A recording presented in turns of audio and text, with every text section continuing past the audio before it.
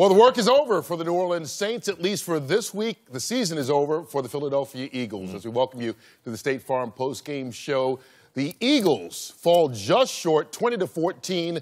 The New Orleans Saints move on to the NFC Championship game. And, Jimmy, this is one where Philadelphia scored the first 14 and looked like they were going to run away with it, and then the Saints got themselves together. It's amazing what momentum will do in a ball game, and I credit Sean Payton for changing the momentum because you look at it, right off the bat, Philadelphia's got 14 points. They're going in for the third touchdown. Lattimore gets the interception. Sean Payton goes for it inside of his 35-yard line with the fake punt. And then, again, on the goal line, on the 2-yard line, rather than taking the field goal, he goes for it again, gets a touchdown. Then the Saints get into a roll. But I'm sorry, Kurt, no, go ahead. if you looked at the stat line the first half, this team was so evenly matched. It looked like, basically the same thing. But the second half, the Eagles just had so many miscues that they just could not overcome. And here on a 12-minute drive, you have the pick. The drop pass right there. The drop pick. That was the opportunity to get off the field. Here, Tate is underthrown on the incompletion, which would have been a big play. And Aguilar just didn't turn around, not on the same page. Had he turned around, another big completion. And right here, just a lack of focus by Jeffrey. Ball goes through his hands for the pick, and that kind of sealed the game.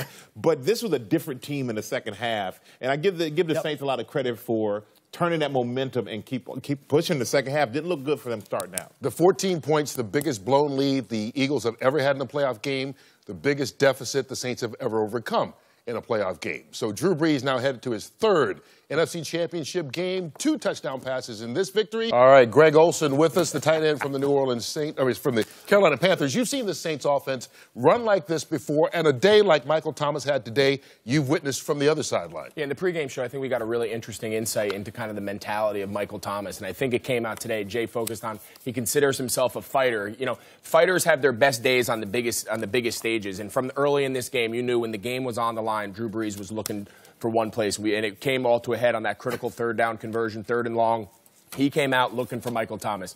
12 catches, 171 yards, and a touchdown in your biggest game thus far.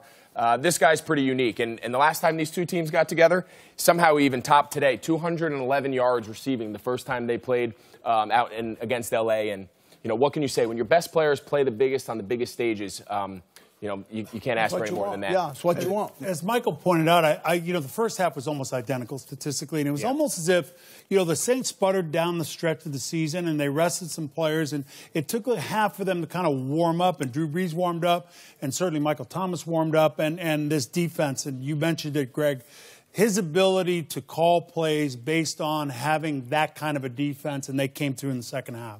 It's an area in the football field that's very seldom attacked anymore, and that's that 20-yard deep end. I know it takes time, but it's there week in and week out. And thank God the Saints are one team not afraid to go at it. And quickly added 2009. Let's not forget Sean Payton. Why are we surprised? Remember, he opened the second half up against the Colts in Super Bowl. What? Onside kick. Right? This guy is a gambler.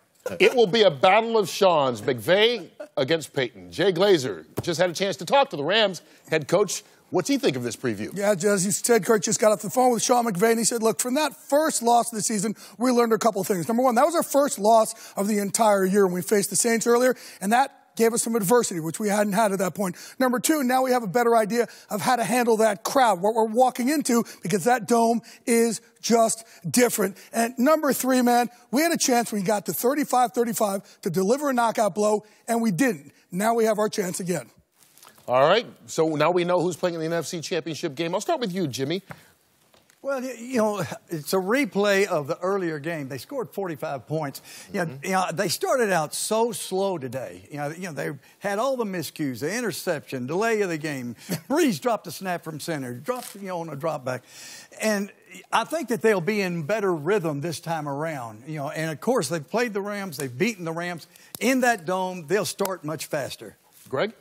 Anytime you get a chance to see all season the top 2 offenses in the NFC are clearly the Saints and the Rams. And I think for them to have a collision course with it all on the line to go to the Super Bowl, as fans of the game, I'm not sure how much more you can ask for. We all saw what a shootout that first game was. If you're looking for offense, this game's for you.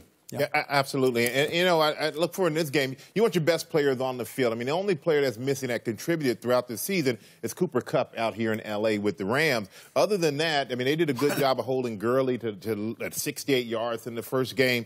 But watching the adversity that they overcame today lets you know that the Saints, once they're in rhythm, they are tough to stop, and that this defense is the best defense they've had in their run for a long time. Sean Payton, they knocked the cobwebs off today. Sean Payton, Drew Brees, Alvin Kamara, Thomas is a monster. He had over 200 yards in their first meeting.